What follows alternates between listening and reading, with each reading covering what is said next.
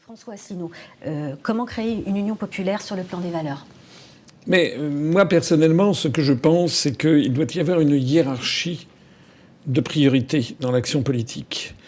Si vous voulez poser cette question sur le problème des valeurs, je ne dis pas que ce sont des sujets sans importance, mais c'est les gens qui raisonnent là-dessus ne voient pas la réalité de la situation, telle que, en tout cas, moi, je l'analyse. La France est en train, et je pèse mes mots, d'être détruite. Détruite. Nous sommes en guerre. Et c'est pas moi qui le dis, c'est Mitterrand qui l'a dit. La France est en guerre, les Français ne le savent pas. C'est une guerre du 3e millénaire.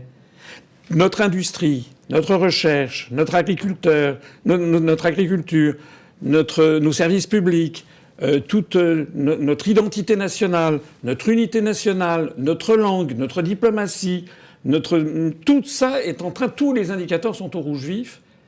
Et au-dessus de ça, il y a une crise morale qui surplombe le tout, parce qu'en réalité, les Français, confusément, sont dans une société qui est devenue complètement morcellisée, complètement communautarisée, et ont le sentiment qu'ils ne reconnaissent plus la France, ils ne peuvent plus gérer la France, ils ne savent plus où on va, ils ne comprennent plus rien. Donc, avant de parler, je crois, des problèmes de valeurs, des problèmes de ci, des problèmes de ça, c'est un peu que la France, elle est en 1940, après le désastre, sauf que les Français n'ont toujours pas compris qu'ils étaient en guerre.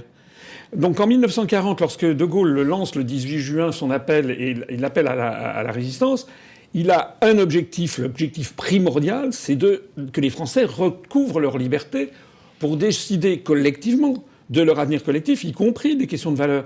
Alors qu'aujourd'hui, beaucoup de nos compatriotes ne comprennent pas ce qui se passe, c'est une espèce de brouillard diffus. Et c'est pour ça que depuis 14 ans, je dis que tant que nous serons dans le processus actuel de construction européenne, dans l'Union européenne, dans l'euro et dans l'OTAN, on va continuer à s'enfoncer.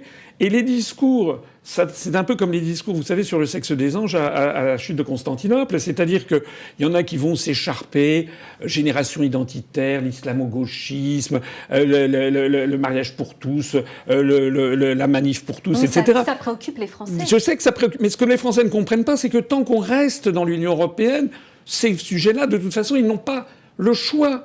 Par exemple, le mariage pour tous a été diffusé dans l'ensemble de l'Union européenne, comme d'ailleurs le divorce, comme d'ailleurs vous avez vu, par exemple, le CCIF en France a été dissous, il va se recréer à Bruxelles, et il bénéficie des subventions de l'Union européenne.